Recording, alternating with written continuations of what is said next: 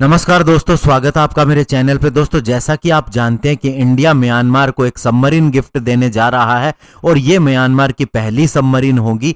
तो ऐसे में दोस्तों, जब इंडिया के पास खुद सबमरीन की शॉर्टेज है और वह अपनी सबमरीन फ्लीट को बढ़ाने की कोशिश कर रहा है, तो उसके मन में ये कैसे आया कि वह म्यांमार को सबमरीन दे? इसके पीछे कारण क्या है, आज इसी के ऊपर चर्चा करेंगे। चलिए दोस्तों, शुरू करते हैं। दोस्तों, मिनिस्ट्री ऑफ एक्सटर्नल अफेयर ने बताया है कि इंडिया अपनी आईएनएस सिंधुवीर, जो कि किलो क्लास सबमरीन है और 1988 से इंडियन नेवी की सर्विस के अंदर है, वह म्यांमार को देने जा रहा है। इस सबमरीन के ऊपर दोबारा से काम किया गया है, इसे रिफर्बिश्ड किया गया है हिंदुस्तान शिपयार्ड लिमिटेड के द्वारा विशाखापट्टनम के अंदर, जिससे इसकी सर्विस लाइफ 10 से 15 साल तक बढ़ गई है। जिसका मतलब ये है कि म्यांमार नेवी के पास ये कम से कम 2030 तक रहेगी। और दोस्तों, एक्सपर्ट का ये मानना है कि ये डिसीजन इस सबमरीन को ट्रांसफर करने का इसलिए लिया गया है क्योंकि चाइना का इन्फ्लुएंस लगातार इंडियन ओशियन रीजन के अंदर बढ़ रहा है। ऐसे में म्यांमार के अंदर भी वह अपनी प्रेजेंस बढ़ाने जा रहा है। उसी को काउंटर करने के लिए इंडिया ने ऐसा डिसीजन लिया है।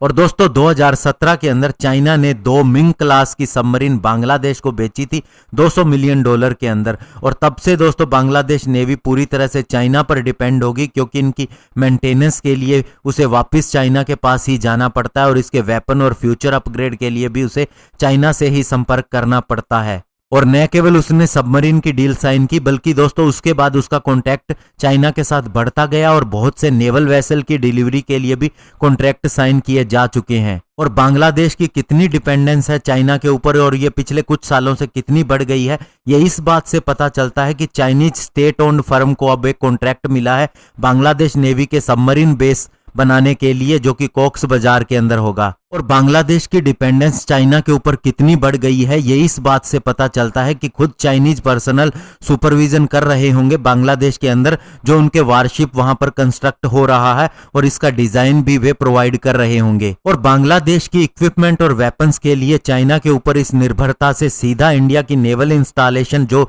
इंडिया के ईस्ट कोस्ट के अंदर है, उसे खतरा पैदा हो गया है, क्योंकि वहां पर चाइनीज प्रेजेंस बढ़ गई है। और साथ ही इंडिया का अंडर डेवलपमेंट बेस, जो कि इंडिया का न्यूक्लियर सबमरीन फ्लीट का बेस होगा, जिसे आईएनएस वर्षा भी कहा जा रहा है और विशाखापट्टनम के अंदर बन रहा है, उसे भी इससे खतरा पैदा हो गया है। और साथ ही इससे भी मना नहीं किया जा सकता कि आने वाले समय में चाइनीज शिप्स और सबमरीन के द्वारा बांग्लादेश नेवी के इस आने वाले सबमरीन बेस के अंदर रिप्लेनिशमेंट और रिफ्यूलिंग के लिए इस्तेमाल किया जाएगा। और 2016 के अंदर जब बांग्लादेश गवर्नमेंट ने ऑफिशियली ये कहा कि उसका कोई प्लान नहीं है कि वह चाइनीज नेवल शिप को अपने पोर्ट के ऊपर होस्ट करेगी, उसके फौरन बाद में 2 चाइनीज गाइडेड मिसाइल फ्रिगेट देखे गए, जिन्होंने चिटगोंग के अंदर डॉक्ड किया। और साथ ही दोस्तों, इनकी रेगुलर ड्रिल्स भी बांग्लादेश नेवी के साथ में चलती रहती है बंगाल की खाड़ी के अंदर। और दोस्तों, इन बातों से आप समझ सकते हैं कि अगर म्यांमार की भी इंडिया ने हेल्प न की होती उसकी नेवल रिक्वायरमेंट को लेके, तो वो भी बांग्लादेश वाला ही रूट पकड़ चुका होता। और ऐसे में दोस्तों, इंडियन नेवी के लिए 2 तरफा खतरा हो जाता और स्पेशली चाइनीज प्रेजेंस बंगाल की खाड़ी में और ज्यादा बढ़ जाती। और इस समय इंडिया और चाइना दोनों ही कंपीट कर रहे हैं म्यांमार के अंदर इन्फ्लुएंस के लिए, और दोनों ही कंट्री बहुत ही बड़े पोर्ट प्रोजेक्ट के ऊपर भी काम कर रही हैं म्यांमार के अंदर। और चाइना के इस इन्फ्लुएंस को काउंटर करने के लिए 2017 में इंडिया ने बहुत से मिलिट्री इक्विपमेंट म्यांमार को प्रोवाइड किए, जिसके अंदर लाइट वेट टॉर्पीडो भी शामिल है, जो न केवल उसे दिया गया बल्कि इसके लिए क्रेडिट भी दिया गया इंडिया की तरफ से।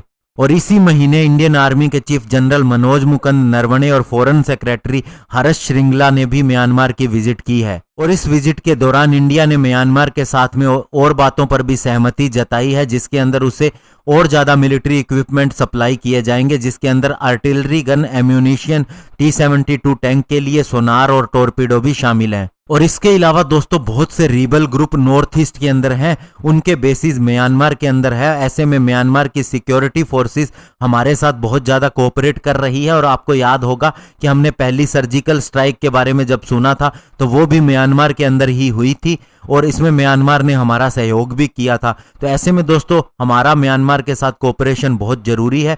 न केवल इससे हमें बिजनेस मिलता है, बल्कि कई बार दोस्तों थोड़े बहुत इन्फ्लुएंस के लिए भी पैसा खर्च करना पड़ता है। और चाइना का इन्फ्लुएंस म्यांमार में होना ठीक नहीं है, इसीलिए इंडिया ये सारी चीजें कर रहा है और उसे सबमरीन भी दे रहा है। तो ऐसे में दोस्तों, इंडिया की नीति बहुत ही सही है और चाइना को काउंटर करने के लिए ये बहुत ही अच्छा कदम है। धन्यवाद। जय हिंद।